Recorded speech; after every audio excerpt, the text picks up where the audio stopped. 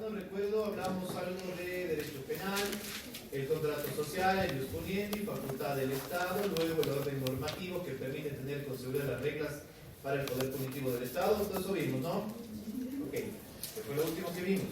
Vimos los 3 libros del COI, vimos los articulados que forman parte de cada uno de ellos. ¿Y dónde llegamos? Ok, bien.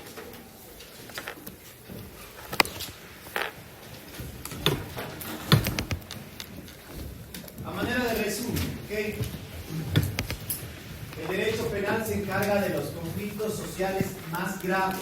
¿Por qué? Aquellos se denominan los más graves, porque lesionan de una manera notable, en gran medida, derechos fundamentales.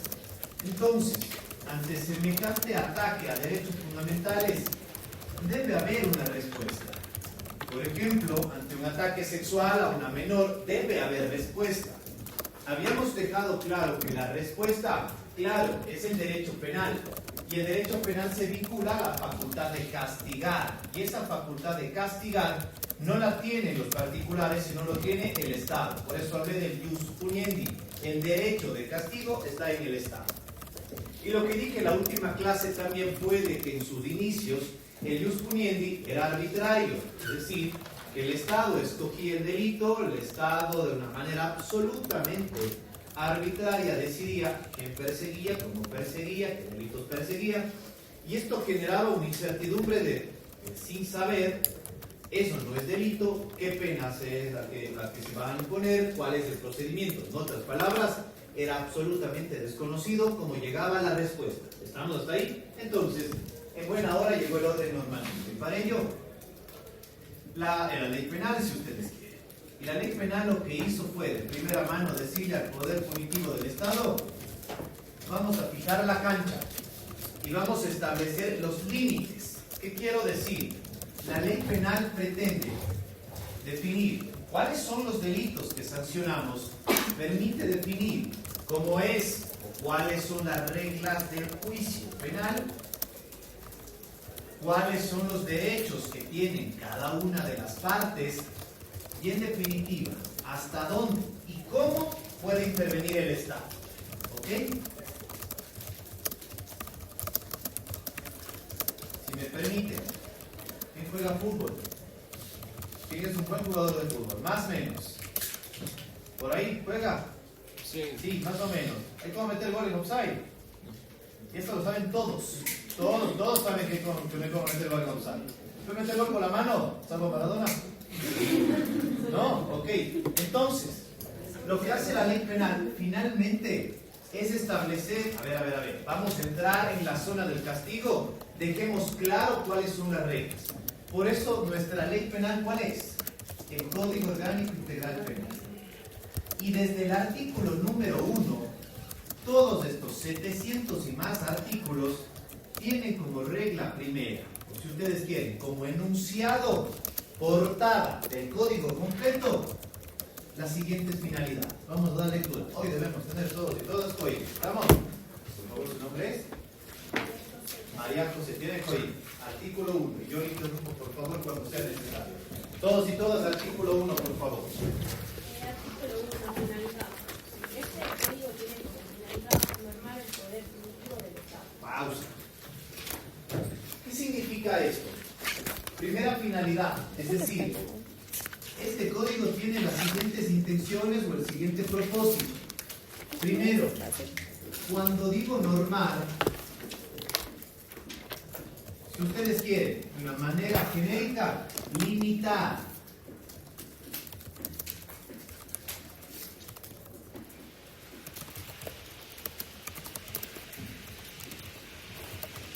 Fijar el cuándo, el qué, el cómo, el a quién se castiga. ¿Ok? Esto es, en otras palabras, el significado de normar el poder punitivo del Estado. Si el Estado tiene la facultad de castigar, el Estado no puede sino regirse por el código. ¿Queda claro esto? Ha ocurrido una violación sexual a una menor, es decir, no sé, el tío abuelo ha ingresado a la casa, esta guagua tiene 5 años, él ha introducido su miembro viril en cavidad vaginal, ha producido un desgarro absolutamente escandaloso, incluso con sangre alrededor de toda la escena de los hechos. Inmediatamente lo que ha hecho esta guagua es llorar desesperadamente porque estaba sola en casa. El agresor sexual ha salido del lugar rumbo a su domicilio e inmediatamente ha llegado su madre, quien alerta los hechos, llama a la policía. ¿Hay una necesidad de castigar lo que ha pasado? ¿Puede tomar un arma de fuego y la disparar en la cabeza? Yo lo hiciera, todos lo hicieran, no lo sé. Pero es que no esté en nuestras manos, por favor, esté en manos del Estado. Entonces, claro, yo quisiera que el Estado le ponga en una hoguera y que le corten la cabeza como una cuchilla y que luego le vamos a quemar el cuerpo y vamos a colocar un gran cartel de que a las niñas no se les toca, que me parece, desde el dolor de un padre, lo más razonable. Pero vamos a ver, es que esto no es así. Si el Código Orgánico Integral Penal tiene como finalidad normar el poder punitivo del Estado, es decir, determinar o fijar los límites de cuándo, qué, cómo y a quién, aquí hay una regla que dice: no le den palo, no le corten la cabeza, no le quemen el cuerpo, sino le llevan donde un fiscal. 2, le ponen inmediatamente ante un juez. 3, la fiscalía le va a investigar si es que ha ocurrido el delito y si es que es el responsable. 4, tiene derechos. 5, hay una audiencia en menos de 24 horas. 6, hay que definir si es que la evidencia es suficiente para iniciar cargos. 7, tiene derecho a presentar pruebas a su favor. ¿Se dan cuenta? Todo. Es decir, pero queríamos llevar a la hoguera. No hay cómo. ¿Por qué? Porque este código tiene reglas que le van a impedir hacer lo que quiera y si no, determinar los límites del castigo. ¿Está claro? Entonces, primera línea del Código Orgánico Integral Penal: el derecho de castigo estatal no es absoluto. Está regulado en el Código Orgánico Integral Penal a lo largo de todas sus normas. Bien. Siguiente, María José. Tipificar las infracciones penales. Establecer el procedimiento. Un segundo. Perdone que me interrumpa. La segunda finalidad se deriva de la primera. ¿Por qué? Porque si la primera es normar el poder punitivo del Estado, y lo que he dicho yo es fijar límites de qué, cuándo, cómo, dónde,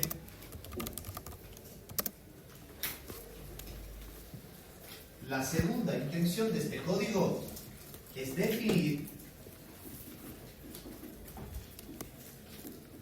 qué conductas se sancionan. Insisto con absoluto respeto todos mis ejemplos. Una persona, un machista, absolutamente machista, agresivo, observa con morbo la parte trasera del cuerpo de una mujer de manera 15-20 segundos a razón de que ella le está observando. ¿Delito? Acoso. No, no es acoso. ¿Les parece un acto de violencia sexual? Pero de libro. ¿No? ¿No? Una persona llega y le permite la observación de un video pornográfico a una chica de 11 años en el teléfono. ¿Delito? En una fiesta de adolescentes, ambos tienen 19 años, se están conociendo, él le roba un beso a ella. ¿Delito? Ambos tienen 19. Sí, ambos tienen 19. No sabemos. Ella no quería el beso. Están bailando. Debe suponer que ya han pasado dos piezas de baile y es hora del beso. Por Dios, es que vamos a ver, eso es un tema de respeto también, vamos a hablar de todo esto.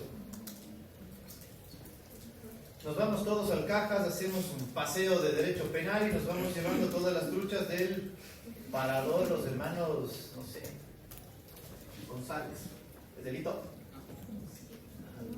Pues nos vamos a Tarqui y nos llevamos todas las vacas de Doña María. ¿Delito? ¿Y por qué no las truchas? Vamos a ver. No todas las conductas, y por eso regresaba acá. ¿Qué es lo que dije a un inicio? El derecho penal se encarga de los conflictos. ¿Qué dije después de eso? Más graves, más graves, más graves. Entonces, la segunda finalidad es seleccionar qué conductas sí se sancionan y cuáles no se sancionan. Es decir, lo que no consta en el COIP no se sanciona con nuestra ley penal. ¿Ok? Aunque a todos les parezca escandaloso ese acto morboso hecho por este sinvergüenza, aunque a todos nos parezca repudiable, el código está para decir, perdónenme, pero esto no consta aquí. Y si no consta, pero es que esto no le vamos a sancionar. Punto. Aún así, para todos sea reprochable, el código define quiénes sí y quiénes no. ¿Ok? 3. Establecer el procedimiento para el juzgamiento de las personas con estricta observancia del debido proceso. La tercera finalidad del Código Orgánico Integral Penal es establecer las reglas del juicio justo. Eso en términos fáciles. La tercera finalidad es establecer las reglas de un juicio justo. Eso significa procedimiento para juzgamiento y debido proceso. ¿Por qué digo esto? El caso de violación número 1, el caso de violación número 2 y el caso de violación número 3 va a ser tramitado exactamente igual. ¿Ok? En el caso de violación número 1 es contra una niña de 5 años. En el segundo, contra alguien de 19 años. El tercero, contra una adulta mayor con discapacidad mental. Los tres les puede parecer escandaloso. Los tres son violación sexual, lo sé. Pero los tres tienen el mismo trámite a seguir. ¿Ok? ¿Qué es lo que decía antes yo? Antes el jus puniendi era tan arbitrario que escogían cualquier tipo de forma para juzgar a una persona. Ahora no, reglas claras. Usted ha robado en la tienda en el Mega Maxi, listo, le van a seguir este siguiente trámite. A usted, a Juan, a Pedro, a Lucas y Manuel, que haga lo mismo. ¿Está claro? La violación del día lunes, martes o miércoles con la víctima 1, 2 o 3 va a ser tramitado exactamente con las mismas reglas de juicio. Si usted va ante un tribunal penal, el tribunal penal le va a dar igual si usted es hombre, mujer, afrodescendiente, indígena, le da igual, porque las reglas de juicio son para todos y todas, ¿está claro? Pero algo más, yo dije, las reglas de un juicio justo. Y cuando hablo de reglas de un juicio justo, eso tiene que ver con el debido proceso. Y quiero decir, el respeto a las garantías del acusado. ¿Ok? El respeto a las garantías del acusado. Y voy a poner un ejemplo. Está grabado en una cámara de video que una persona ha sacado un arma de fuego que se ha dirigido hasta el parqueadero donde está el profesor de Derecho Penal próximo a salir de la facultad. Le ha visto, oiga, qué mal que me cae usted, le da un disparo en la cabeza y muere. El profesor de Derecho Penal. ¿Estamos? Ya, pues es un homicidio de libro. Ya está. Pues está grabado. Inmediatamente le detuvieron a la persona. Tiene arma de fuego. Está el cadáver ahí. ¿Qué se puede hacer? ¿Culpable o inocente?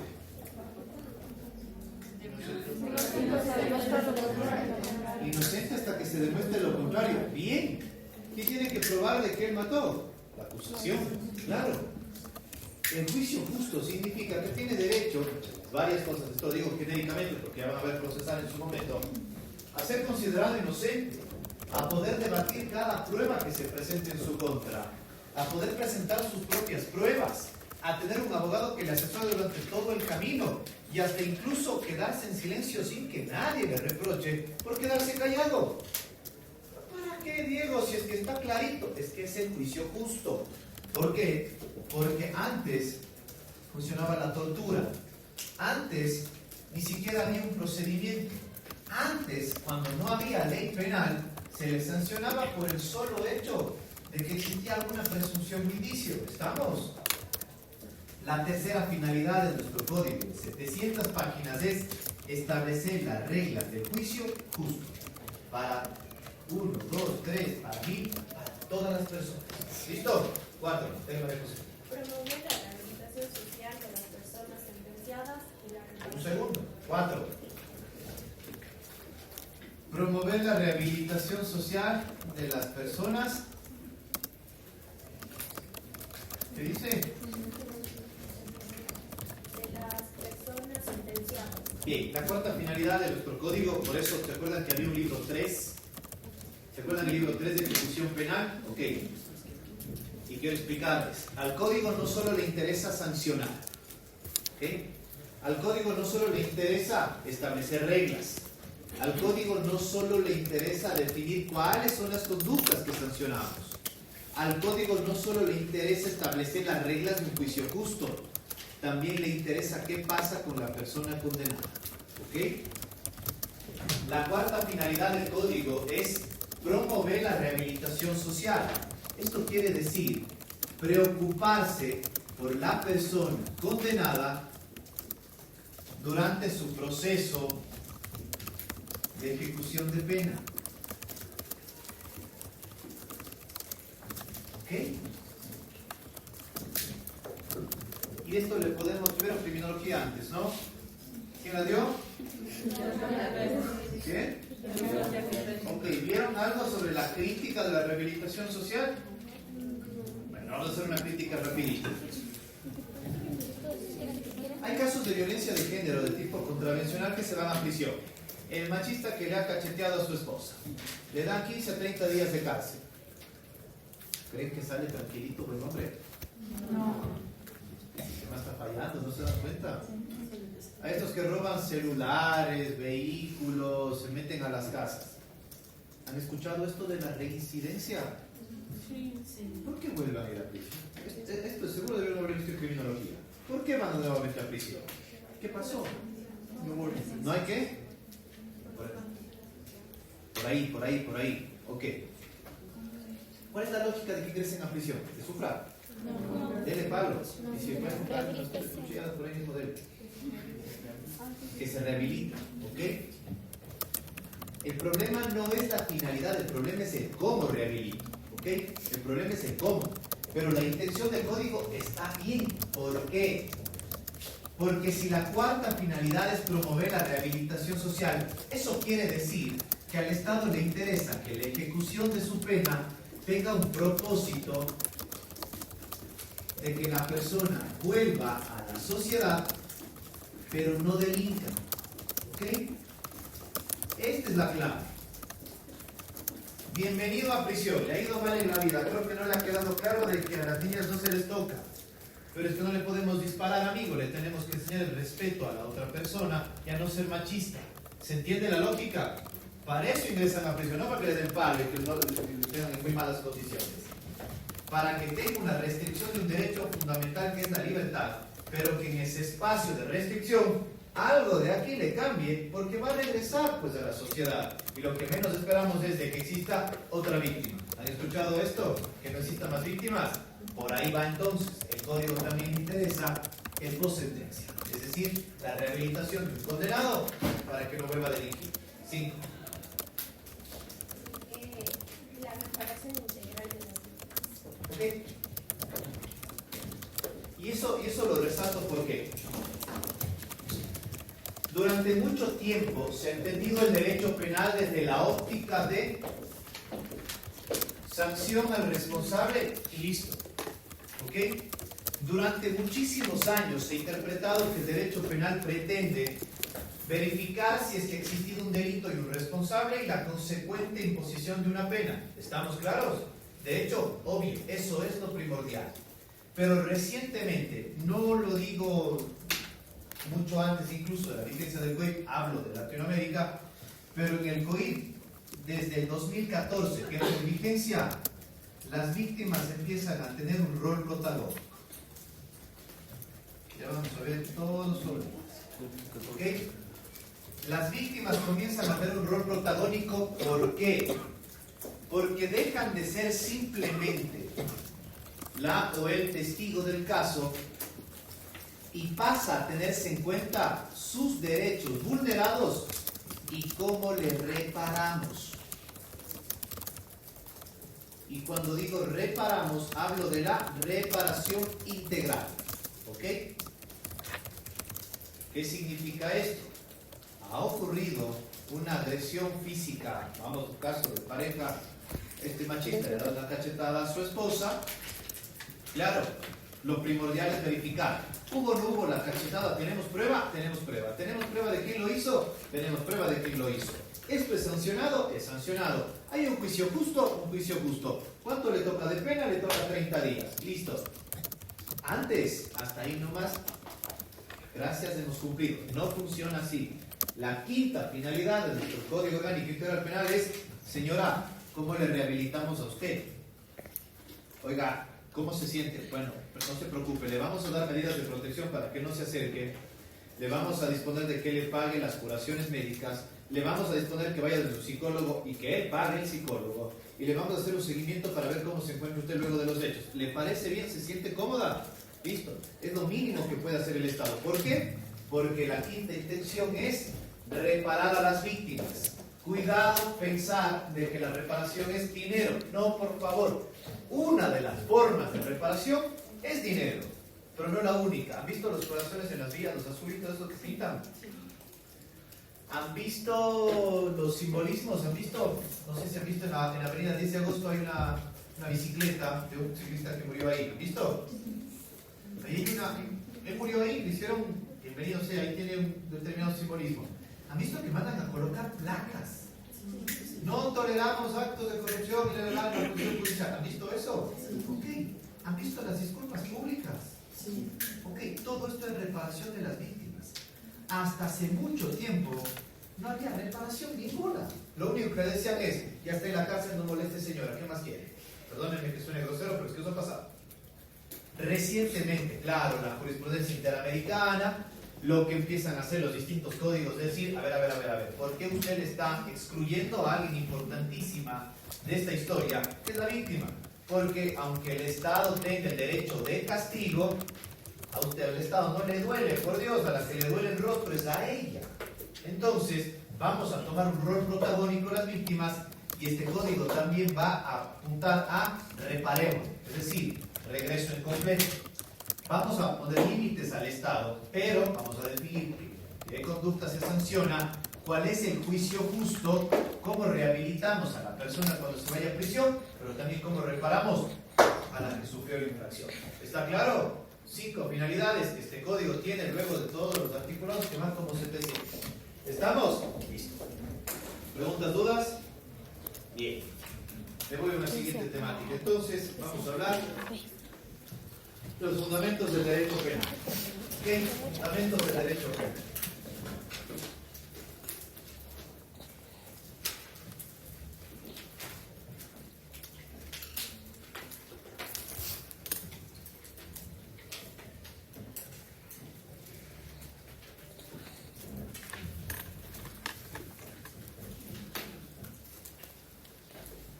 Como ustedes conocen, la sociedad no es un ambiente pacífico. En la sociedad es muy frecuente la presencia de situaciones conflictivas. Hay robos a diario, hay violaciones a diario, hay femicidios a diario, hay asesinatos a diario, hay malversación de fondos a diario, hay actos de corrupción a diario, hay apropiaciones indebidas de fondos a diario. Todos los días. Yo no me he despertado un día sin enterarme de una nueva infracción en cualquier lugar de este país. ¿Sí o no? Entonces, partamos ya. Lo había dicho antes, ahora lo hago con mayor detalle. La sociedad está llena de conflictos. De todos los conflictos que existen, solo aquellos que son considerados muy graves demandan una respuesta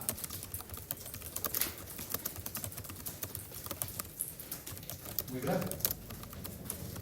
Es decir, ¿les parece un conflicto que un arrendador no pague el mensual? Es un conflicto. ¿Qué dolor de cabeza para el dueño? Págueme. 8 semanas, venga, no me pagaron. Págueme.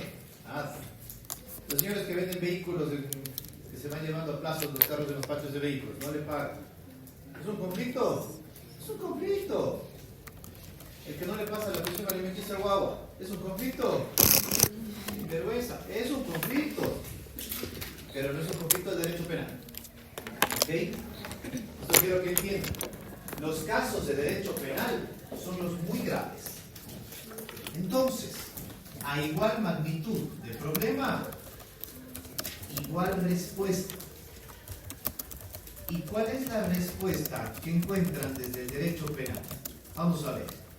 Un femicidio es violencia, un asesinato es violencia, una violación es violencia. Si ustedes quieren hacer una malversación de fondos públicos, de una u otra manera son actos que remontan cierta violencia. ¿Cuál es la respuesta? Con la persona que ha violado a alguien, ¿cuál es la respuesta? ¿Le dan un consejo? ¿Por dónde va? Cárcel, limitación de derechos, procesamiento penal, riesgo de mucha condena. Es decir, ¿se dan cuenta que son dos torres enormes? A semejantes ataques, semejante reacción. Y esta reacción puntualmente proviene del derecho penal. ¿Ok? Entonces, si ustedes quieren, la aparición del derecho penal en la sociedad es como respuesta a las situaciones o conflictos muy graves. La aparición del derecho penal en la sociedad es como respuesta ante los ataques a bienes jurídicos de las personas en situaciones o conflictos muy graves. Entonces, ¿qué es lo que pretende el derecho penal? No solo de ser una respuesta. ¿Qué más pretende el derecho penal? Controlar el orden social. ¿Ok? El derecho penal no solo es respuesta, sino también es una forma de control social. Me explico. Todos saben que está prohibido violar. Todos saben. Saben que está prohibido robar. Todos lo saben, ¿no? ¿De dónde nace esa garantía? ¿Saben que se sanciona en Ecuador la violación sexual? ¿Saben que se sanciona en Ecuador robar? ¿Saben que se sanciona en Ecuador el cometer un homicidio? ¿Qué es lo que pasa entonces? El derecho penal tiene, si ustedes quieren, una doble intención. ¿Pasa algo? Entra. Pero también está para una suerte de, si ustedes quieren, ¿han visto esos megas carteles que suelen colocarse? Para que se hagan una idea, me gusta mucho las analogías. ¿Han visto los puentes cuando colocan esos mega carteles? Anita, perdóname, última vez. ¿Listo? Okay. Háganse la idea que el derecho penal esté en la mente de todos con ese cartel. Está prohibido robar, está prohibido matar, está prohibido abusar de menores, está prohibido llevarse dinero público, está prohibido lavar activos, está prohibido traficar droga. ¿Para qué está el derecho penal? Para decirnos, hey, cuidado con las prohibiciones, vivamos tranquilos, de una u otra manera, evitando situaciones de conflicto. ¿Se entiende? Entonces, voy desde los dos parámetros. El derecho penal está para enviar el mensaje de control, forma de control social. Estas son las prohibiciones, no incurran en estas. Pero si alguien lo hace, el derecho penal dice, me toca involucrarme para sancionar en igual magnitud al ataque que ha ocurrido. ¿Estamos? Bien. Entonces, teniendo esos parámetros como los fundamentos o los motivos por los cuales existe el derecho penal, la pregunta más importante es, ¿cómo actúa el derecho penal? Ya lo dije antes, a través de normas, ¿ok?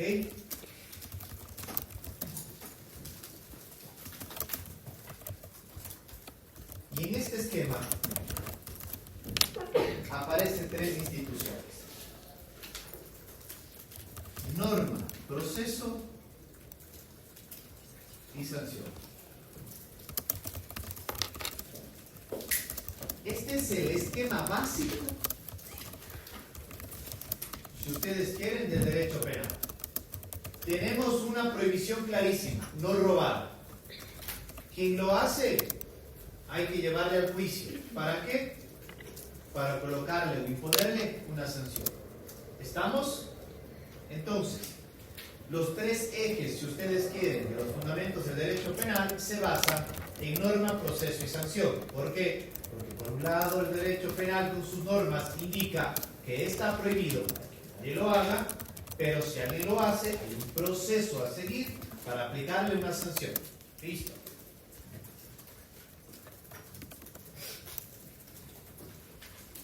Este esquema de norma, proceso y sanción es lo que está estudiado a lo largo de todo el Código Orgánico Integral Penal.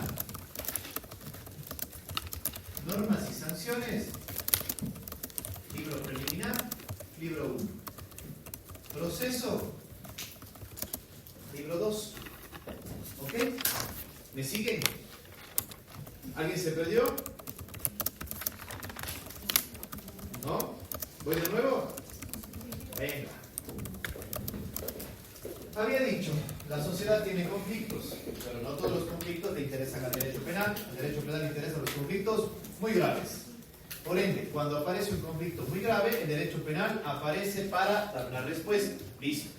Pero el derecho penal no solo está para eso, el derecho penal también está para enviar un mensaje clarísimo que diga, estas son las prohibiciones. ¿Ok?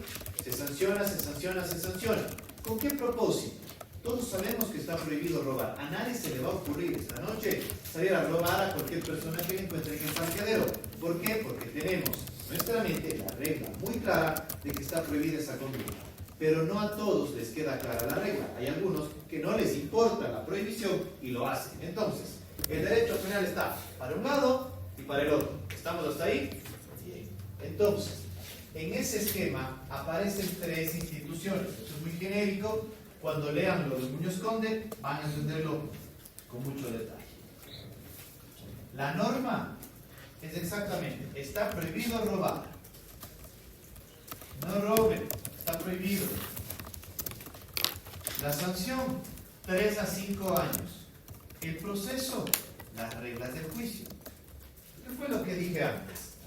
¿Cuáles eran las finalidades del código? Establecer cuáles son las conductas prohibidas, las reglas de un juicio justo, luego de ello las víctimas, también la rehabilitación, todo lo que ustedes quieran. Pero necesito que siempre vean estos tres momentos. Derecho penal siempre es, ha pasado una violación, ok, las tres instituciones.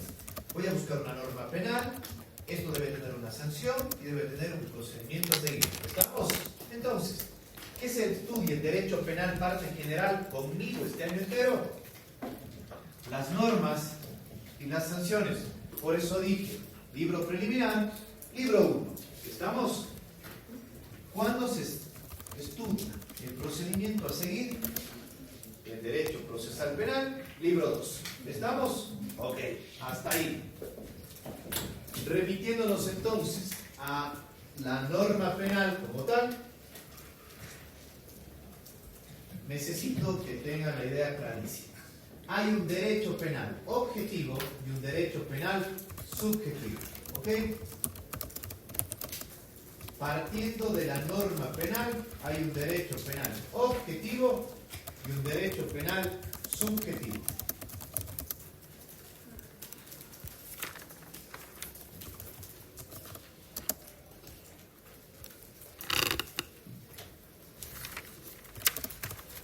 El derecho penal objetivo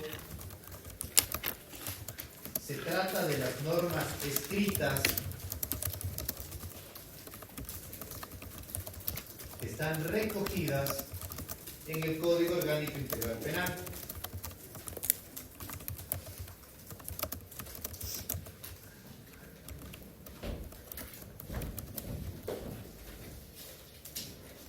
Y me quedo con estas dos entonces.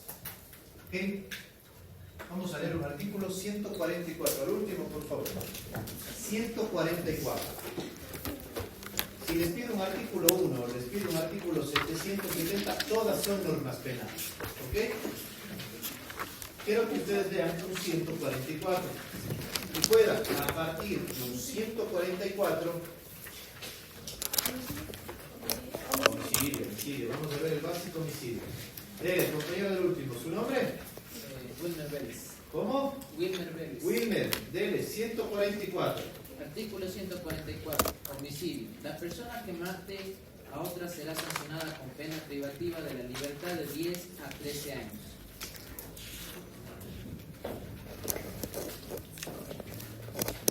¿Ustedes encuentran un supuesto de hecho?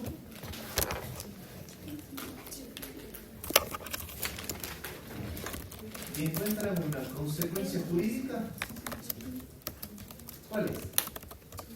Ojo, estoy en una norma penal, ¿ok? Estoy en derecho penal objetivo, una norma escrita, porque el Wilber no se está inventando la norma, está discutiendo una norma que está en su código, que la tienen todos en el 144. ¿Estamos? Ok, derecho penal objetivo, palpable, directo, yo lo puedo verificar, todos están escritos. La norma penal, hablando en términos generales, tiene estos dos compuestos.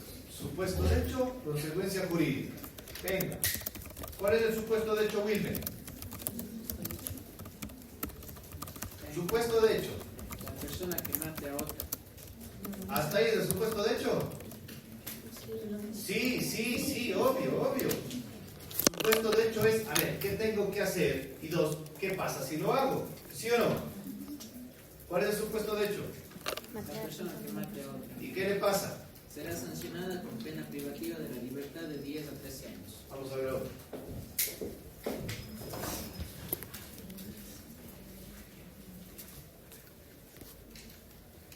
Romina, un 167. Vamos a ver. En la primera fila está. Acá, su nombre está. Amy. Ok, por favor. Usted. Un 182, inciso primero. Dele, un 167. Vamos a ver. Artículo 167. La persona mayor de 18 años que recurriendo al engaño tenga relaciones sexuales con otra mayor de 14 y menor de 18 años será sancionada con pena privativa de libertad de 1 a 3 años. Ok, ¿cuál es el supuesto de hecho? Que una persona mayor de 18 años recurra al engaño y tenga relaciones sexuales con otra. Si hace eso, ¿qué le pasa? Cárcel. Dele. Artículo 182. Calumnia. La persona que, por cualquier medio, realice una falsa imputación de un delito en contra de otra, será sancionada con pena privativa de libertad de 6 meses a 2 años. ¿Sigo? No, hay más. Inciso primero es eso. ¿Cuál es el supuesto de hecho? La persona que haga una falsa imputación, ¿qué le pasa? Cárcel. ¿Se dan cuenta cómo funciona esto? La norma penal, su estructura normalmente es supuesto de hecho, consecuencia jurídica. Si usted roba, si usted comete un delito de calumnia, si usted comete un delito de violación, si usted comete un lavado de activos, le pasa lo siguiente. Punto. Vamos un 159. Adelante, por favor. Usted. Sí, vamos un 159. Inciso tercero, por favor, todos y todas. Artículo 159, inciso tercero. La persona que realice actos de ocupación, destrucción, retención de objetos, instrumentos de trabajo, documentos personales o bienes de la sociedad de hecho conjugal, en los casos en que no constituya un delito autónomo tipificado en este código, será sancionada con trabajo comunitario de 40 a 80 horas y la devolución de los bienes o el pago en valor monetario de los mismos y medida de reparación integral. Gracias. Cárcel. No siempre es cárcel. Por eso, ¿qué fue lo que dije? Supuesto de hecho, consecuencia jurídica. La mayoría de normas penales, la consecuencia jurídica es cárcel. Claro, pero no todas. Ahí tienen un 159, inciso tercero, que la consecuencia es trabajo comunitario, que también es una sanción, es una consecuencia jurídica. Si usted se lleva documentos personales de la víctima, a usted le toca trabajo comunitario y la devolución inmediata de los objetos. ¿Estamos? Okay. Hago un recuento entonces.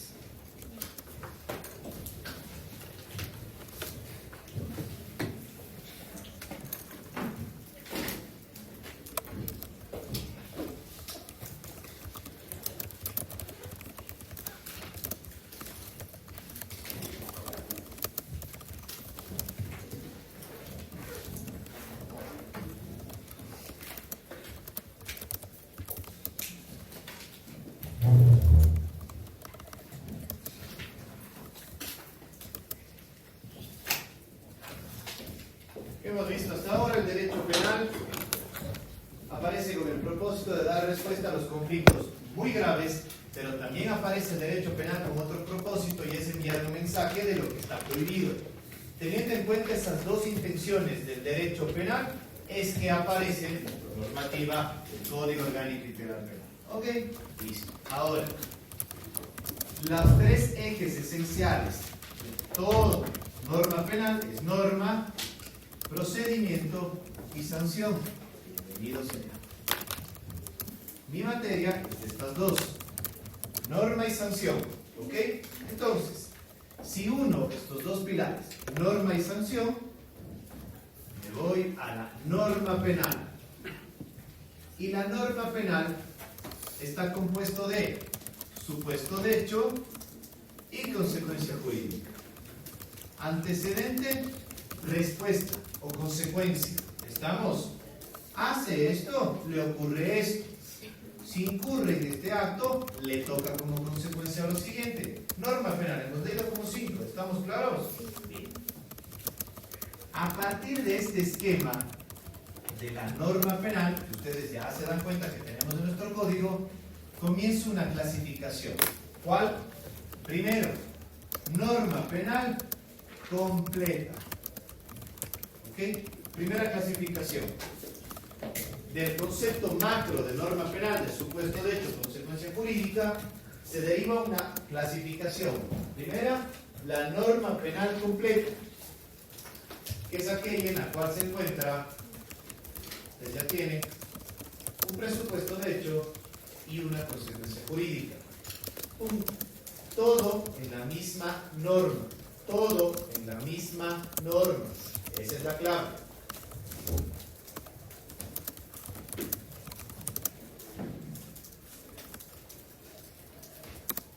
Segunda clasificación.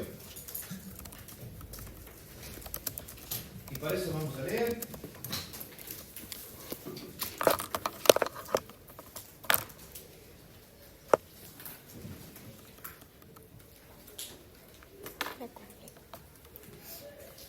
Un 39, por favor. Acá adelante. Acá adelante. Acá la demanda está. Acá.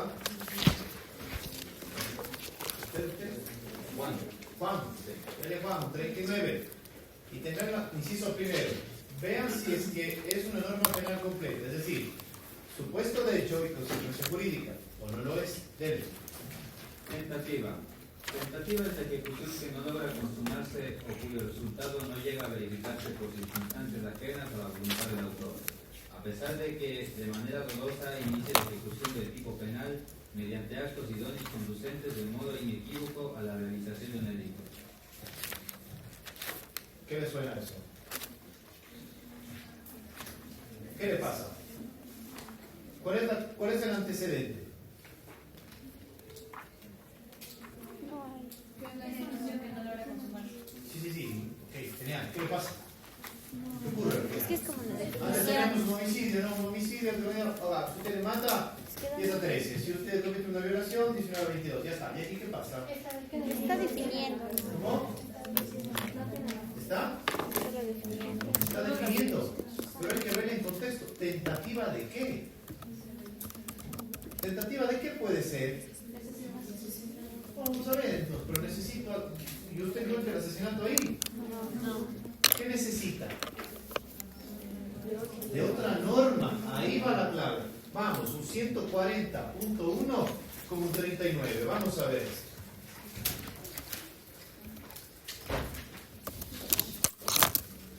Vamos un 140.1 y luego nos vamos a un 39. Amanda, usted mismo, 140.1 y vamos a 39. Vamos a ver si escribiendo dos normas ya tiene sentido el antecedente, el supuesto de hecho y la consecuencia jurídica, para que se entienda. Porque tentativas solas no calzan. ¿Tentativa de qué? Debe.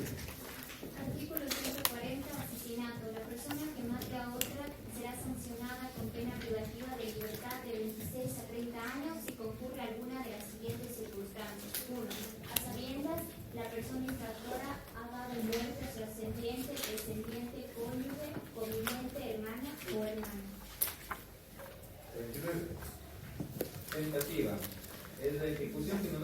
consumarse o cuyo resultado no llega a verificarse por circunstancias ajenas a la voluntad del autor, a pesar de que de manera dolosa inicie la ejecución del tipo penal mediante actos idóneos conducentes de modo inequívoco a la realización de un delito. En este caso, la persona responsable... No, tiene más. Bien, el caso es el siguiente. La esposa, sin ningún motivo, sin ningún antecedente, ni mucho menos, tiene un martillo y mientras su esposo está viendo televisión, le empieza a caer a golpes de martillo en la cabeza, provocando un sinnúmero de fracturas en su cráneo. Y si no es por un hijo que llegue inmediatamente y empuja a su madre, habría ocasionado la muerte de su papá. Llaman a la policía, llaman a la ambulancia, los servicios de emergencia llegan e inmediatamente intervienen y en buena hora logran salvar la vida de él. Vamos a ver. Si solo existiera un 140.1, no es responsable porque no le ha dado muerte, ¿sí o no? Pero aquí dice que se muere, no se ha muerto, quedó malito, pero de momento no está. ¿Se dan cuenta por llegar a la tentativa? Entonces, ¿qué hice aquí? En la norma penal completa no me fui a ningún lado.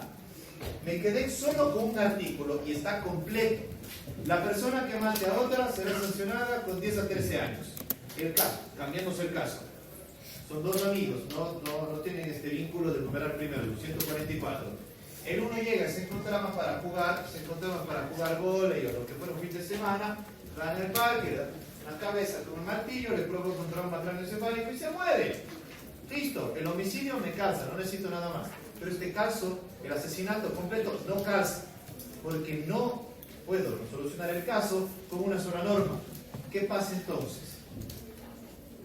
El 39 es una norma penal, ¿completa o incompleta? Incompleta. ¿Por qué es incompleta? Porque necesito de otra norma penal, ojo, del mismo código, por favor, del mismo código para cumplir el esquema. Supuesto de hecho, consecuencia jurídica. ¿Estamos?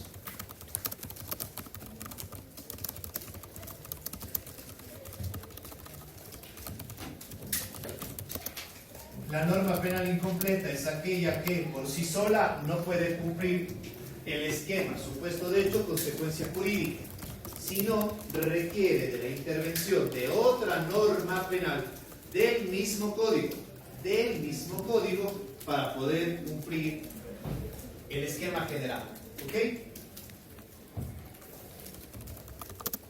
Ahora les invito a un artículo 220.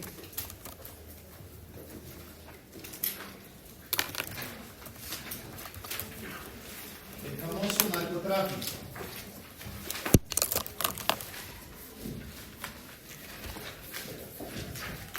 Sebastián. Vamos, 220, numeral primero, literal A. Tráfico ilícito de sustancias. Trafique sea que oferte. No, base del tipo y de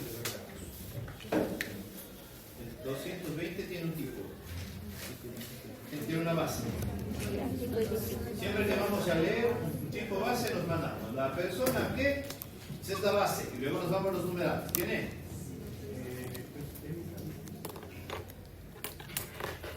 Bueno, ya. Solo vi que decir la persona que trafique sea que Esa es la base. almacene, intermedie, distribuya, compre, venda, envíe, transporte. Tráfico ilícito de sustancias. Dele. ¿Su nombre? Sofía. Artículo 220. Tráfico ilícito de sustancias catalogadas sujetas a fiscalización. La persona que directa o indirectamente, sin autorización, incumpliendo requisitos previos de la normativa vigente que regula las sustancias catalogadas sujetas a fiscalización. 1. Trafique, sea que oferte, almacene, intermedie, distribuya, compre, venda, envíe, transporte, importe, exporte, tenga o posea con el propósito de comercializar o colocar en el mercado sustancias estupefacientes y psicotrópicas o preparados que los contengan, en las cantidades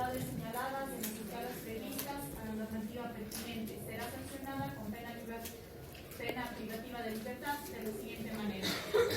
Mínima escala de 3 a 5 años. Mediana escala de 5 a 7 años. Ahí estamos bien. Lo cierto es de que Juan lleva cocaína en su bolsillo, llega al Parque Calderón porque ha contactado, es un vendedor de droga, llega donde Juan, se encuentra con la persona a la que le iba a vender droga, recibe $500, entrega la mochila, llega a la policía, listo. ¿Ha cometido un delito?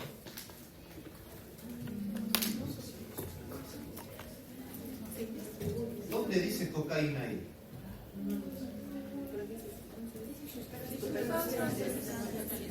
A ver, ok. ¿Y qué rango es?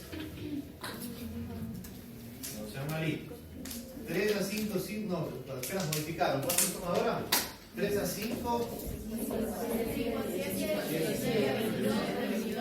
¿Cuánto le toca? ¿Cuánto le toca? Cocaína. ¿Cuántos son las escalas? A ver, regresemos a esto. Supuesto de hecho, ¿está claro? La persona que tenga, trafique, comercialice, venda sustancias catalogadas sujetas a fiscalización de acuerdo a la siguiente tabla: mínima, media, alta o gran escala. Ya, listo, dígame ¿dónde dice cocaína? Y dígame dónde dice cuánto es mediana, alta, media, perdón, mínima, mediana, alta y grande. ¿Dónde dice? Vayan a buscar el código. ¿Dónde dice? ¿Dónde dice? ¿Dónde está la tabla? Según las tablas. Sí, yo sé siguiente la tabla. ¿Dónde está? No es una norma penal completa. No es. Porque si ustedes regresan, claro, yo sé que tiene la consecuencia jurídica, tiene la pena perfecta, claro, tiene pena 5, 5 a 7, pena 22 y todo lo que ustedes quieran. Ok, pero el supuesto de hecho no está claro. ¿Se ubica? ¿Me siguen? No dice cocaína. Las anfetaminas ingresan aquí, la marihuana ingresa acá, el éxtasis ingresa acá. Es que no sabemos. Es que nos vamos a revisar desde el artículo 1 al 770 y más, y no va a aparecer un artículo que le diga si entra la cocaína. Entonces, ¿puede ser una norma penal incompleta? No, porque no está Si me dicen sí, no está en el mismo código. No, porque no es. les exonero. Ya, no tengo que ir nunca más a clase. ¿Por qué no es incompleta? Porque no está en el mismo código. Tienen que encontrarle aquí. Que me diga que el 220 habla de marihuana, cocaína, anfetaminas, etc. ¿Dónde está? No hay. No es ni completa ni incompleta. Tercera clasificación. Normas penales en blanco, entre paréntesis, de remisión. Normas penales en blanco. Romina va a preparar un 237 inciso primero. Normas penales en blanco. ¿Ok? Tendrán la amabilidad. No todo es perfecto, no todo está súper bien hecho. ¿Qué es lo que ocurre? En las normas penales en blanco es necesario que la norma penal se remita a otro código distinto, no a su propia norma, a otro código distinto para completar el supuesto de hecho y que éste sea entendido en relación a la consecuencia jurídica. En la norma penal en blanco, claro, el supuesto de hecho no está claro. No lo busque ahí mismo, váyase a otro código, a otra ley, a otro reglamento. Por eso digo de revisión, es decir, no me voy a quedar buscando aquí, sino me tengo que ir a otra normativa. ¿Ok? ¿Cuál es la diferencia con la incompleta? En la incompleta también tengo que irme a otro lado. ¿Cuál es la diferencia? Aquí me quedo. En la en blanco, fuera a otra norma que no sea el Código Orgánico Integral Penal. Romina 237, inciso primero. Y díganme ustedes si el monumento del Jefferson Pérez calza o no calza aquí. Artículo 237 de instrucción de bienes del patrimonio cultural. La persona que dañe, deteriore, destruya total o parcialmente bienes pertenecientes al patrimonio cultural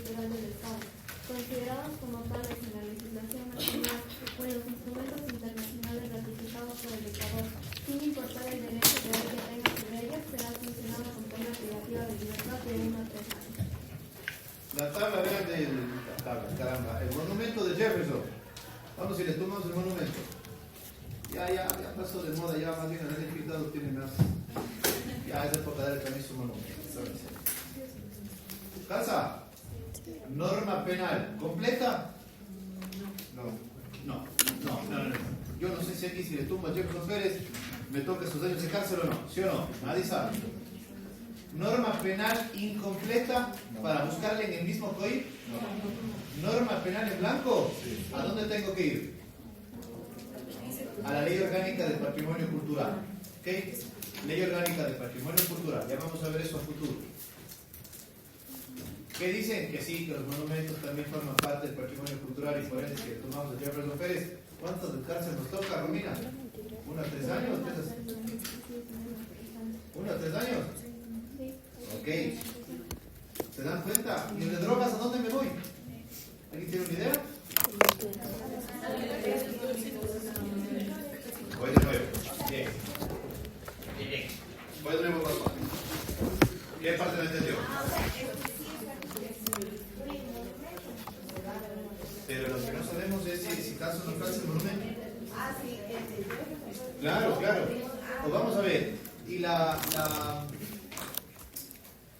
casita patrimonial de la abuelita sí que ha habido toda la vida en el centro histórico. La casita bien vieja. ¿Es patrimonio cultural o no? Sí, es descontar. Sí, hay gente que se ha ido a prisión por eso, claro. ¿Sabían eso? ¿Dice el COIB eso? Bien, regreso para terminar acá y ya explico lo de drogas. A ver, se entiende que la norma penal que está en el Código Orgánico Integral Penal debería ser completa, es decir, que todas las normas tengan supuesto derecho, consecuencia jurídica, porque eso es lo ideal. Sin embargo, no pasa en todos los casos lo mismo. El COI tiene tres tipos de normas penales. Normas penales completas, el homicidio, por ejemplo, facilísimo. Normas penales incompletas. ¿Por qué digo incompletas? Porque necesitan de otra que le complemente, pero esa otra que le complemente está ahí mismo, en el mismo Código Orgánico Integral Penal. Por eso vemos una tentativa de asesinato, un 141 como un 39. Si están las dos, se entiende que lo que hizo esa señora es una tentativa de asesinato. ¿Estamos? Pero lo tercero, es decir, el que vendió droga, se va a un 220 y se da cuenta de que no dice qué tipo de droga y tampoco dice cómo se calculan las escalas mínima, mediana, alta o grande. ¿Estamos? Entonces, aquí pasa la primera pregunta. Ok, completa no es. ¿Por qué? Porque el supuesto de hecho no está clarito. Entonces, habrá que averiguar en el mismo código. Te reviso del 1 al 770 y algo más. Y no hay nada en el COI que complete estos espacios de incertidumbre del 220. ¿Qué hacemos entonces? No es completa. Es norma penal en blanco, la tercera. Y la norma penal en blanco también necesita de otra norma, pero que no está en el COI, sino está en una norma fuera del COI, un cuerpo normativo fuera del COI. Y vimos, un 237 se vincula a la Ley Orgánica del Patrimonio Cultural, que dicen que los monumentos sí forman parte del patrimonio cultural, que las casas bien viejitas, también forman parte del patrimonio cultural. Entonces, es muy presente en el COI que habrá normas que nos obliguen a ir a otras normas para que se entienda lo que se está sancionando. ¿Está claro? Entonces, me voy al caso de drogas. Sebastián. ¿Solo aplica para el supuesto de hecho o...? Solo aplica para el supuesto de hecho, sí. Solo aplica para el supuesto de hecho. Esto lo iba a tratar después en el principio de legalidad, pero me adelanto. La norma sea del mismo código que completa o la norma de otro código que la completa, solo al supuesto de hecho. Solo al supuesto de hecho. ¿Ok? ¿En dónde vemos las drogas que están y en las tablas? En la resolución que tiene el CONSEP, ¿ok? Consejo Nacional de Control de Sustancias Estupefacientes y Psicotrópicas. La veremos después, la resolución 2/2014, ¿ok? Esa estableció qué drogas, estableció las tablas para saber si estamos en un caso de tráfico de cocaína, mediana, alta, gran escala. ¿Estamos? ¿Qué es lo que hace el COIP? ¿Estamos allá? Por favor. ¿Sí? Bien. ¿Qué es lo que hace el COIP? El COIP lo que necesita es de otra norma, no siempre en el mismo código, fuera del código. Tienen dos ejemplos: tráfico de drogas, destrucción de bien patrimonial. ¿Estamos? Ok. Entonces, nuestra normativa, el Código Orgánico y Federal Penal, está compuesto de normas penales completas, normas penales incompletas y normas penales en blanco. Listo. Siguiente tema, porque todo esto que estoy explicando lo van a encontrar en el libro con todo el detalle, pero con este esquema es mucho más sencillo de entender. ¿Qué? Siguiente tema, función del derecho penal. Esto ya lo dije súper rápido. Función del derecho penal. Hay dos funciones, función de la norma penal. Función de la norma penal, ¿ok? Si ustedes se dan cuenta, siempre terminamos con el esquema. ¿Se dan cuenta? A la final logro cumplir el esquema. Sofía. Sí, tengo una pregunta antes de avanzar. Nos había mencionado que existen dos tipos de derechos penales, tanto objetivo como subjetivo. Sí, estamos solo en el objetivo ahora, todavía no llego al subjetivo. Cuando digo derecho penal objetivo, es que es absolutamente verificable, la norma escrita. Y esta norma escrita, por eso todos los ejemplos son esas normas de ahí, lo que hace es tener claro supuesto de hecho, consecuencia jurídica. Y de la norma escrita, que es el derecho penal objetivo, se derivan las tres clasificaciones. ¿Ok? Todavía no voy al subjetivo, ya viste. ¿Estamos? Bien. ¿Qué pasa entonces? ¿Cuál es la función de la norma penal? Tienen puntualmente, hay autores que hablan de muchas más funciones, pero tomando el que hacemos como referencia, dos funciones. Y dos funciones interdependientes.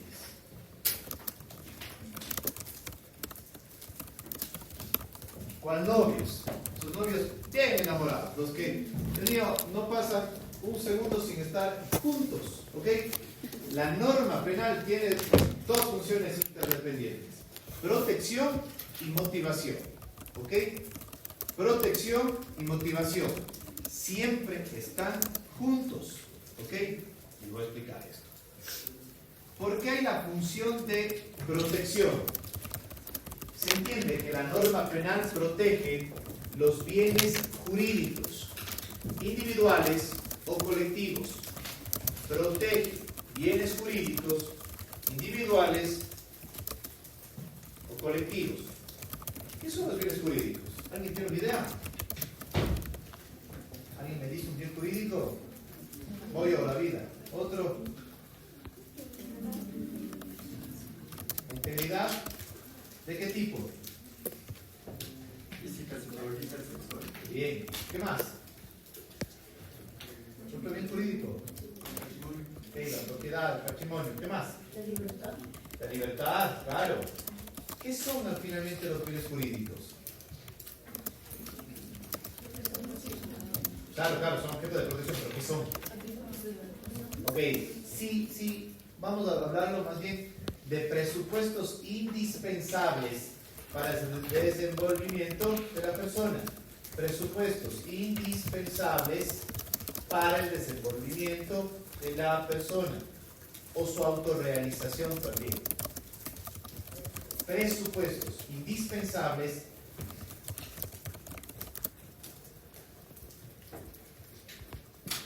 para la autorrealización. ¿Ok? Claro, si usted no tiene libertad, poco probable de que puedan tener sus actividades.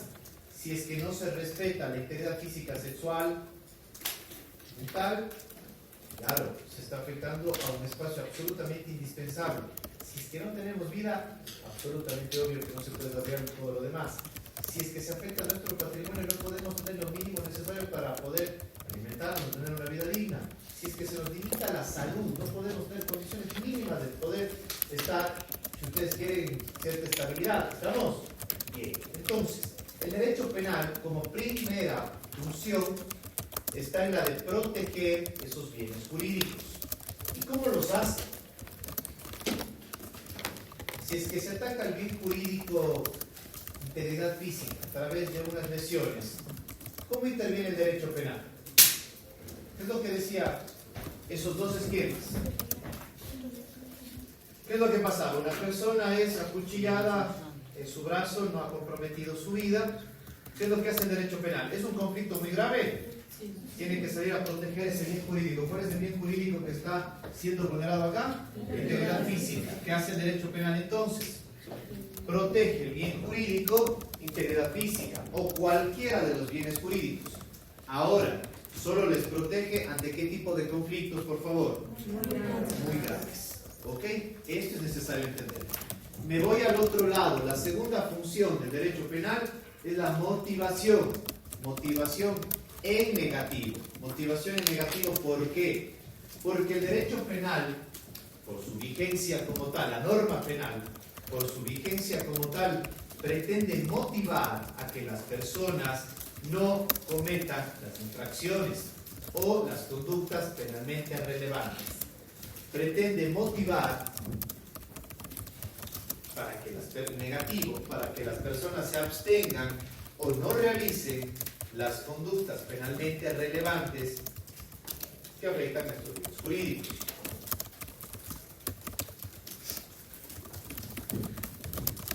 Entonces es doble vía, si se dan cuenta. ¿Por qué? Porque en todo caso vamos a hablar del delito de violencia sexual. Si es que a una persona le atacan sexualmente, el derecho penal entra. Y entra con doble propósito. Para proteger ese bien jurídico, integridad sexual, pero también para motivar desde el otro lado a que nadie lo haga. ¿Estamos claros de esta doble vía? Es que necesito de los dos. ¿Han visto las publicaciones de la Fiscalía? Padrastro sancionado a 15 años de privación de libertad por cometer el delito de daño. Si ustedes quieren, no sé, la persona que le alteró en, no sé, determinado lugar a otra persona fue sancionada con 34 años de cárcel. ¿Han escuchado esas publicaciones que están en los diarios? ¿Qué está haciendo el derecho penal? Está metiendo cierto miedo ahí, cierto mensaje intimidante diciendo, oiga, hey, cuidado, la persona que se había sacado dinero de la tarjeta de crédito, que había las dulces sueños, ¿han escuchado esa publicación? Dulces sueños se llevaron $1,000, fueron sentenciadas a 3 años de cárcel. ¿Han escuchado eso? ¿Qué es lo que está haciendo? El derecho penal le ha protegido a esa señora o a ese señor que le llevaron los $3,000. ¿Por qué? Porque se atacó al bien jurídico, patrimonio, su propiedad como tal. ¿Estamos? Pero también nos está motivando, ¿de qué forma? Diciéndonos, hey, sancionamos esto, no lo haga, no cometa ningún tipo de delito. Si es que ocurre, protejo, pero antes que ocurra, motivo para que nadie lo haga. En la norma penal entonces está de dos formas. Si es que ocurre, me involucro, pero intento que esto no ocurra, motivando en negativo que nadie lo haga. ¿Estamos? ¿Preguntas, dudas? Bien. Ahora sí me voy al derecho penal subjetivo. ¿Todo lo visto? Derecho penal objetivo. Al final hago un esquema, tranquilo. Derecho penal subjetivo. ¿Su nombre? Cristina. Solo una pregunta, doctor. En la parte de norma penal incompleta, por ejemplo, el artículo 39 necesitaba del artículo 140.1. Entonces, este artículo 140.1 sí era una norma completa. Ajá. Es decir, sí puedo necesitar de una norma completa a pesar de que yo sea incompleta. Sí, ¿por qué? Porque el caso que puse no calzaba. Al final no calzaba porque la señora no le había ocasionado la muerte. Entonces, aplicarle 22 a 29 hasta ¿qué pena? 22 a 29 años de cárcel está inmensamente injusto porque lo que hizo ella no fue darle muerte. Entonces, aunque pueda ser que la norma inicial sea completa, el caso no se puede resolver con esa norma. Necesito de otra. Entonces, en ese caso, necesito de una que pueda completar. ¿Listo? Derecho penal subjetivo. ¿Ok?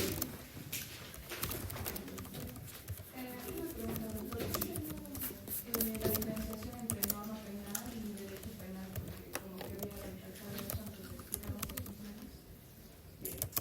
Derecho penal es en macro, es decir, si usted quiere, derecho penal es la nomenclatura de una rama del derecho encargada del castigo, el jus puniendi, a través de esto.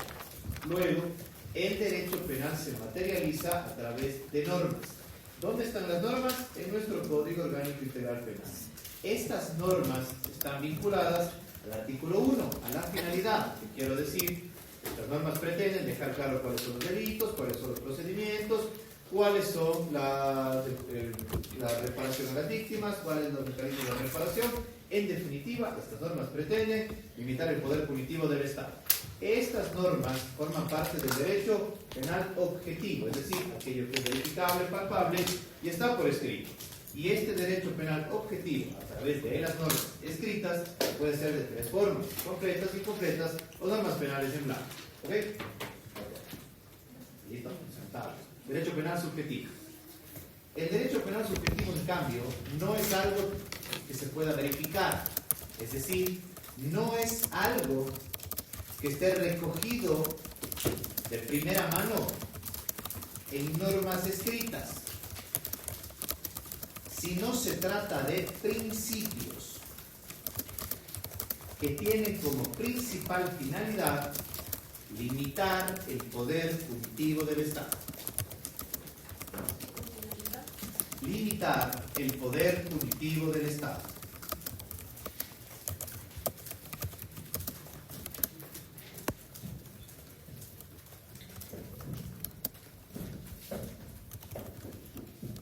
Existen dos principios. Voy a colocar un paréntesis. Mandatos de optimización. ¿Alguien ha escuchado esta palabra? Ok, eso dice Robert Lexi. Disculpe que le interrumpa. ¿Tal vez puede repetirlo el concepto de derecho subjetivo? Me perdí y avanzó. De derecho penal subjetivo. Ok. Por favor. No tengo nada, porque no puedo. El derecho penal subjetivo no se trata de normas escritas o reglas bajo el esquema supuesto de hecho consecuencia jurídica. No se trata de reglas escritas, sino de principios que tienen como finalidad principal limitar el poder punitivo del Estado. ¿Ok? Gracias. Cuando hablo de principios, hablo de mandatos de optimización. ¿Qué quiero decir? Una norma penal le va a decir a ustedes: el que mate 10 a 13 años, el que robe le toca esto, tentativa de esta manera, agravante de esta manera. Pero un principio no es una regla, eso deben tenerlo clarísimo. Un principio es casi como mandarle un súper mensaje de: ojo esto, tenga presente este otro, tenga precaución sobre esto. Pero no me da una regla. ¿Está claro esta situación? Bien. Entonces, el derecho penal subjetivo habla de principios y tiene dos principales, los ejes fundamentales. Principio de mínima intervención penal. 2. Principio de legalidad. Principio de mínima intervención penal y principio de legalidad. Dos principios. ¿Ok? Hay muchos más, pero los esenciales del derecho penal subjetivo son estos dos. En el libro de Muñoz Conde, el principio de mínima intervención penal, también tiene el nombre de para que no se pierdan. Les digo principio de mínima intervención penal porque es el que tenemos nuestro país, ¿no? Pero en España, o en el libro de Muñoz Conde, el principio de intervención mínima se llama. Y el de legalidad, principio de intervención legalizada del poder punitivo. Pero eso solo es nomenclatura. Para nosotros, principio de mínima intervención penal. 2. Principio de legalidad. ¿Ok? ¿Qué quiero decirles con esto? No van a encontrar ustedes ese esquema. Va a haber normas, claro, que hablen del principio de mínima intervención penal y normas que hablen del principio de legalidad. Pero no son supuestos de hechos ni consecuencias jurídicas. No se trata de eso. ¿Ok? Voy por el primero. Principio de mínima intervención penal. Y aquí quiero regresar a lo que tantas veces he mencionado. El derecho penal se encarga de qué conflictos. ¿A qué entonces se vincula esta frase de mínima intervención penal? Ok, vamos ahí. Cuando hablo de mínima intervención penal es que el derecho penal no es la primera opción para resolver el conflicto. Ok.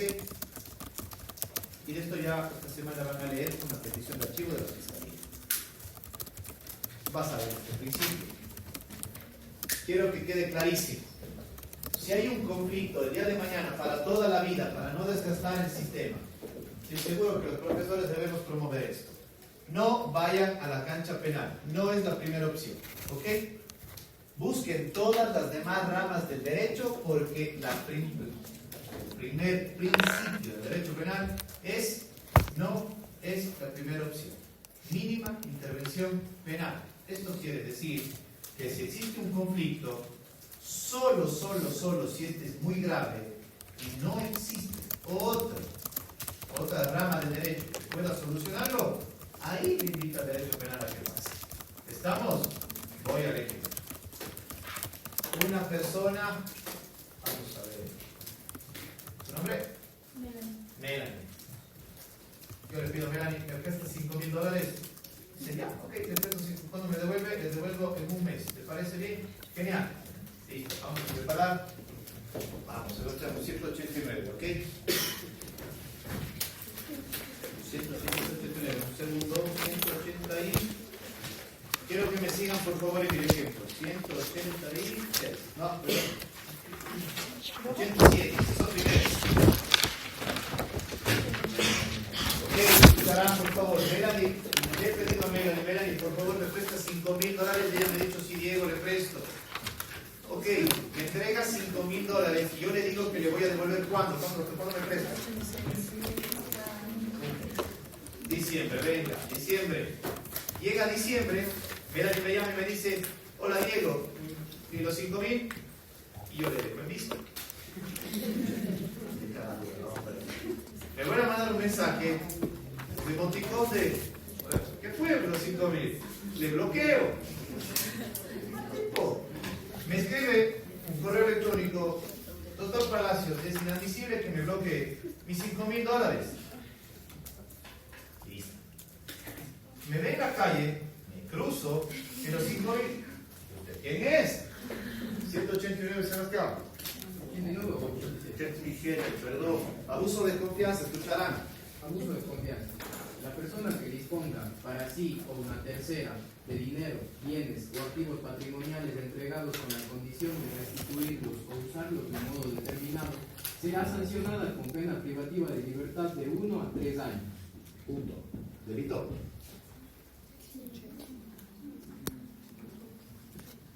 ¿Dispuse dinero de Melanie? ¿Con la condición de restituirle? Prueba. ¿Hay alguna rama del derecho que solucione esto? Sí. ¿Cuál? Civil. Bueno, todavía no hay civil contratos, ¿no? ¿Cuándo ven eso? El octavo. A ver, ¿para qué este principio de mínima intervención penal? Sí podría ser, tiene pinta de ser un abuso de confianza, ¿sí o no? Hay una norma clarita, pero hay un principio enorme que les está diciendo, no le metan al derecho penal si es que hay otra rama que le solucione el problema a la Melanie. ¿Cuál es otra rama? Pero hay una norma penal, no le paren bola, no es la primera opción. ¿Cuál es la primera opción? Es derecho civil. Vamos a otro ejemplo. Cristina, ¿tiene carro? Vamos a suponer que no tiene vehículo. Que la mamá le dice, no le prestamos más el vehículo. Yo tengo un lindo BMW parqueado afuera y le digo, mire Melanie, le vendo, pero mire Cristina, le vendo este BMW. Está hecho pedazos. Está cambiando el motor, es un motor de un Mitsubishi. Por adentro, techo. Pero por afuera tiene una pinta que cualquiera lo compra. Está cambiado el motor, está cambiado todo. Es solo carcasa, es un vehículo, claro, en pinta 25, $50,000. Vamos al ejemplo, pero en verdad, pues no vale 5. Y yo le digo, está precioso el carro, está completito, es de la casa, es del vehículo, me lo conseguí, lo he conservado, todo listo. Vamos a ver un 186 si les parece un estado. Un inciso primero es suficiente. Dele, Cristina, usted también. Eso no es víctima de estafa. Léanlo. Por favor. La persona que, para obtener un beneficio patrimonial para sí misma o para una tercera persona, mediante la simulación de hechos falsos o la deformación u ocultamiento de hechos induzca error a otra, con el fin de que realice un acto que perjudique su patrimonio o el de una tercera, será sancionada con pena privativa de libertad de 5 a 7 años. Gracias. Pinta de estafa. ¿Le induje a error? ¿Me llevé su dinero? ¿Y le di algo que no vale lo que me dio? Ya. ¿Estafa? Háganse la misma pregunta de nuevo. ¿Hay alguna rama del derecho que pueda resolver esto que no sea derecho penal? Porque no es la primera opción. Es un contrato que puede ser nulitado por vicios redimitorios o por incumplimiento contractual, si ustedes quieren ir dando pie. No está mucho en la lesión enorme, sobre todo porque es más un tema de vicios, porque yo, consciente de ellos mismos, lo que hago es ocultarlos, ¿ok? Pero qué pinta de estafa también. Entonces, ¿a dónde va la situación? ¿A dónde va la situación? ¿Cuál es la primera opción? Ya, vamos a una violación de menores. El padrastro ha violado sexualmente a una niña de 5 años. ¿Qué otra rama del derecho me ayuda? Venga, me voy a derecho constitucional. Derecho de familia. ¿Estudias por la SUSI? Sí. Ya. Lo que te enseñó la SUSI, ¿resuelve de manera completa el conflicto? No. Derecho mercantil, derecho civil, derecho bancario, comercial. No ha sido la primera opción, pero tras descartar todas las demás, esto es derecho penal puro y duro. Se acabó el problema. ¿Se dan cuenta?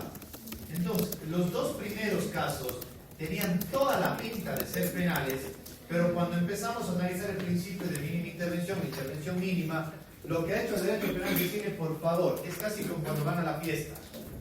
Ahí está el enorme cuando está en la puerta de ingreso. ¿Han visto? Ya, pues solo los que tienen manilla pasan. Es casi como si fueran los conflictos muy graves. Pase, por favor, derecho penal. Pero los que no, gracias, fuera. No, es que yo quiero... No, pase, fuera, gracias. ¿Estamos? Bien, voy a decirme entonces. El principio de mínima intervención penal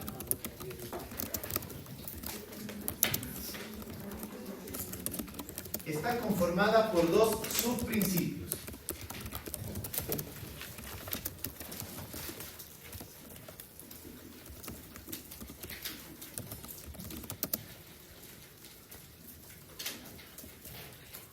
Subsidiariedad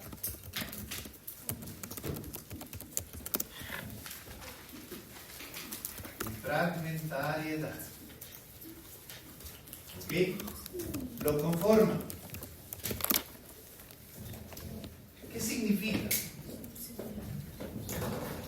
Cuando hablo de subsidiario, es que el derecho penal debe intervenir solo luego de que las otras ramas del derecho no son suficientes para resolver el conflicto de manera completa. Claro que sí. Cuando hablo de subsidiariedad o subsidiario, se trata que el derecho penal solo debe intervenir luego de que las otras ramas del derecho son insuficientes para resolver el conflicto de manera completa. Por eso en el caso de la violación, ¿qué dije? ¿Derecho constitucional? No. ¿Derecho de familia? No. ¿Derecho civil? No. ¿Derecho mercantil? No. Luego de que todas las ramas del derecho no son suficientes de manera subsidiaria, es decir, al final de la lista está el derecho penal. ¿Ok? ¿Estamos? Eso es lo subsidiario. Ahora, lo fragmentario.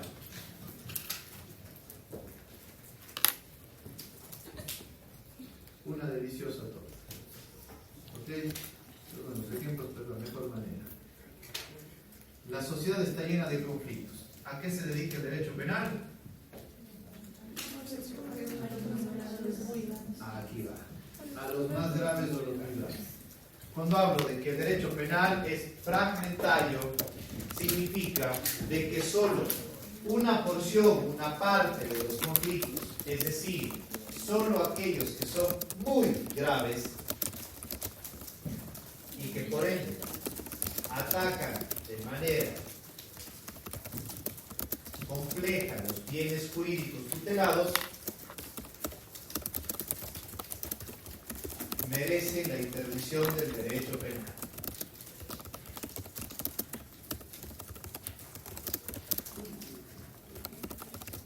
Del derecho penal. Entonces, se unen, pues, si se dan cuenta. Si de toda la torta de problemas que tenemos en la sociedad, solo esta pequeña porción son los conflictos muy graves, aún así necesito lo subsidiario.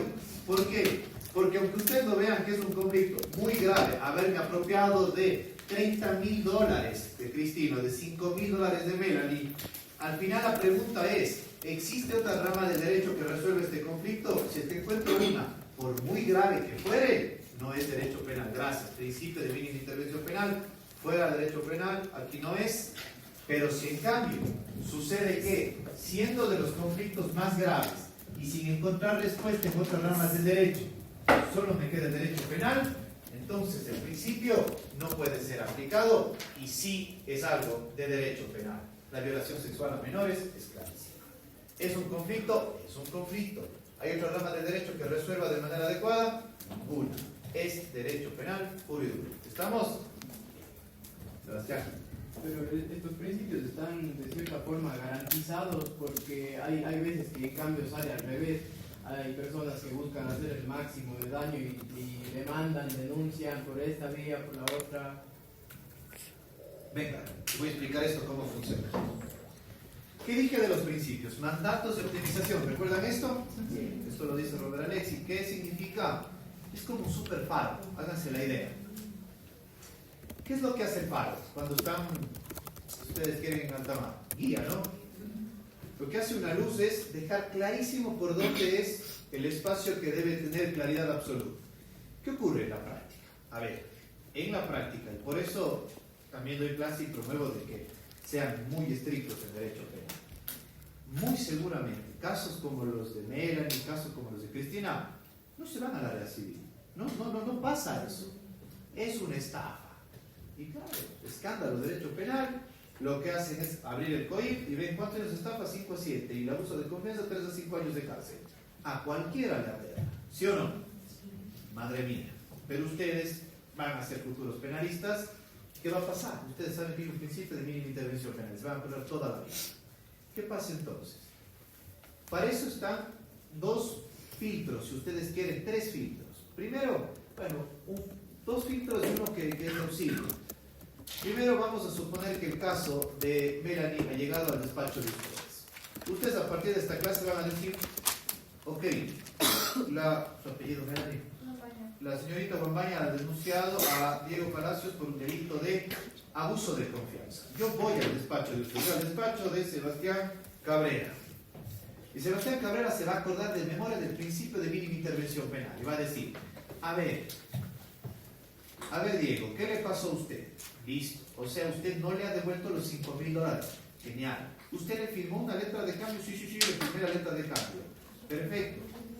Dice que le ha denunciado un abuso de confianza. Ok, ¿qué va a pasar? El Sebastián se va a acordar del principio de mínima intervención penal con sus complementos. Y él va a decir, esto no es penal. Punto. ¿Y qué va a hacer cuando llegue a la fiscalía con Diego Palacios para asesorarle? Usted va a decir, Diego, de que efectivamente le debe el dinero, que hay una letra de cambio y que le puede demandar en un juicio ejecutivo. Punto. ¿Cómo voy a decir eso? Hágalo. Yo soy el abogado, usted es el cliente, hágame caso. Vamos a la fiscalía, declaramos esto en la fiscalía, y un fiscal objetivo, ¿qué es lo que va a hacer? Un fiscal va a tomar el mismo principio y va a decir, lamento mucho, señorita, $5,000 son $5,000. Reconozco que puede estar usted perjudicada, pero es que perdone, que aquí no es la primera opción. Esto quiere decir de que por principio de mínima intervención penal le archivo el caso. ¿Pero soy perjudicada? Sí, señora, sí es perjudicada, pero es que usted no tiene que ir al derecho penal. Tiene que ir al derecho civil, vaya, reclame ya. ¿Se entiende? ¿Qué va a pasar si un fiscal dice, para mí sería abuso de confianza? Me cambio el caso, me voy a de Cristina. Estafa de libro. Perdóneme, pero es que le vendió un cuento chino, ese carro es una porquería, vale $5,000 y le dio 50,000. Son 45,000 de perjuicio, ¿qué acaso no es plata? ¡Es plata! El fiscal acusa. Sebastián Cabrera defiende. le va a decir al tribunal penal de que por favor vean con buenos ojos el caso y que es un principio de mínima intervención penal que debe ser aplicado. Que hay una rama del derecho civil que son los vicios redditorios de los bienes muebles que puede ser demandado y que por ende este no es el conflicto muy grave que debe molestarle a los jueces su tiempo. Y un tribunal penal le absuelve a Diego Palacios por encontrarle inocente del delito de estafa porque encuentra que la conducta encaja en un principio de mínima intervención penal y Cristina debe ir a la vía civil a reclamarme todo lo que tenga derecho. ¿Se entiende? Entonces, ¿para qué se enseña esto de acá? Para que tengan claro por dónde está el faro del derecho penal. Es decir, para que no siempre sea la primera opción. En el consultorio va a pasar esto todos los días. Doctora, yo quisiera presentarle una denuncia porque no me ha pagado el arriendo. Yo quisiera presentar una denuncia porque me vendió el vehículo en esas condiciones. No.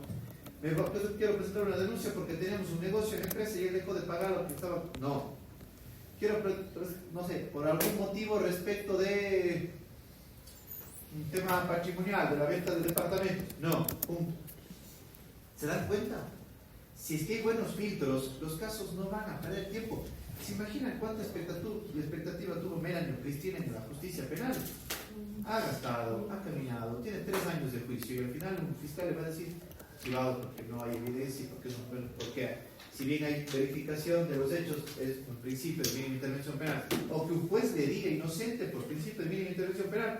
¿Se imaginan lo desgastante para ellas dos? Todo el vía crucis penal. Ok, entonces, ¿para qué está el principio de mínima intervención penal? Para que tengamos claro que no es la primera opción. No digo que no se escoja el derecho penal, se lo escoge, pero para los conflictos muy grandes, no para todos los que están en la sociedad. ¿Ok? Entonces, respondiendo a la pregunta, denuncia. ¿Se presentan casos de estos? Se presentan todos los días. La oficina tiene un montón de casos de estos. Claro, al final es el mismo principio para responder todos ellos. ¿Qué pasa? Un fiscal, un juez, finalmente dirá, principio de mínima intervención penal, hasta aquí listo. ¿Hecho? Pregunta. Doctor, disculpe, entonces, ¿cómo mi caso con el Veracruz podría cobrar prisión penal? Porque por algo está tipificado aquí. Le cuento el otro caso. ¿Cuál si sería un abuso de confianza del hijo? Usted dice, voy a montar un negocio de importación de venta. Yo le digo, Melanie, voy a montar un negocio de importación de... ¿Qué se puede importar? ¿No tengo idea? Motos. Motos, bienvenidos a ver, ¿no? Todas las motos, una nueva marca de motos acá que no se vende, no sé, las Ducati, ya está. ¿Quiere ser mi socia? Hágale, $2 millones. Vamos a ser millonarios. En 5 años, usted vive en Dubái. En 5 años, acaba la carrera y está en Dubái. ¡Bomba! Y me da $2 millones. $2 millones. Yo tomo los 2 millones, invierto, monto el local, funciona de maravilla y la Melanie sigue. ¿Y yo? ¿Y no que me iba a hacer socia? ¿Y no que yo iba a recibir ganancias? ¿Y no que en 5 años estoy en Dubái? Y le vuelvo a dejar en visto, no le respondo el correo y me abro el otro en la cara. Eso es un delito de libro de abuso de confianza. No es un cumplimiento contractual. ¿Se dan cuenta? Esto cambia muchísimo, pero es una línea finísima. Finísima. ¿Ok? ¿Por qué digo esto? Porque en el uno, claro, el derecho civil puede ayudar de una o de otra manera a cobrar una deuda. Pero ante un negocio que no tiene documentos y solo tiene de primera mano un pacto entre usted y yo de una inversión económica con restitución a futuro y que yo finalmente me llevo el dinero y hago el negocio solo, ya no tiene tanta pinta de ser un derecho civil. ¿Se dan cuenta? Porque no es que se ha incumplido mi parte, lo que hice fue la esencia del tipo penal. Dispongo dinero con la condición de restituirle ganancias o usar este dinero para una inversión que también le da ganancias. ¿Y qué es lo que hago? Abuso de su confianza y me lo llevo todo yo al bolsillo. ¿Estamos? Cambio el caso de estafa. Lo cierto es que, por ejemplo, hay un gringuito que está acá, sus gringos que están tomando fotos de todos los lugares muy peligrosos de la ciudad. Ya, vamos a decirle que al gringo le decimos de que, no sé, que esta vasija es de Abdón Calderón. Claro, Abdón Calderón, señor, $40,000. El gringo, como tiene plata, gana 40,000 y se lleva una linda vasija de San Francisco, ¿no? ¿Es un vicio hereditario? Es una estafa. ¿Se dan cuenta? Es que no es el monto, por favor, no es el monto. ¿Se dan cuenta la conducta? No hay un contrato de compra-venta en la cual, no, lo que le estoy mintiendo del libro, una característica específica, diciéndole que es de Ardón Calderón, luego de que el rico esté emocionado de conocer Cuenca. O sea, al final del día, ¿qué le estoy metiendo? Un cuento chino para llevarme $40,000, entregarle un objeto que no tiene, que realmente no es lo que le ofrecí. ¿Se dan cuenta? Es una línea finísima entre los delitos económicos con el principio de mínima intervención penal y la acreditación de los hijos penales. ¿Ok?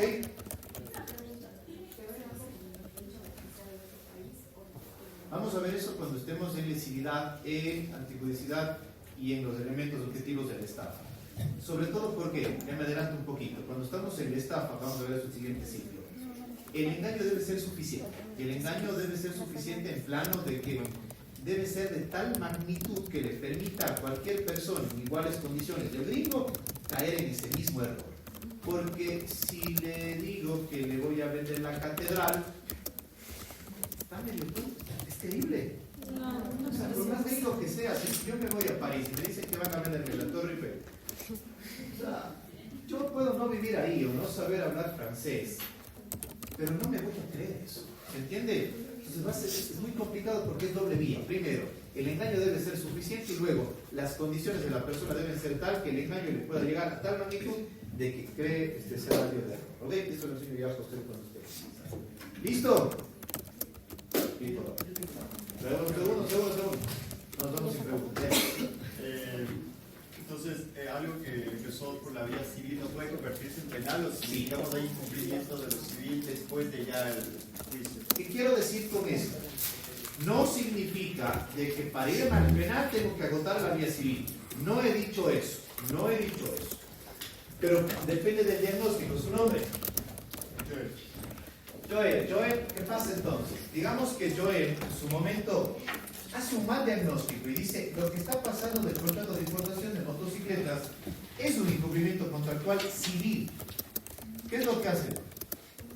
Va a ese escenario y se topa con un juez que le va a decir no tengo un contrato por escrito, reglas de 1735 del Código Civil, no me acuerdo, y un juez civil le dice como no tengo un contrato que establezca claramente las obligaciones de uno al otro lado, declaro sin lugar la demanda y consecuentemente usted no puede reclamar absolutamente nada.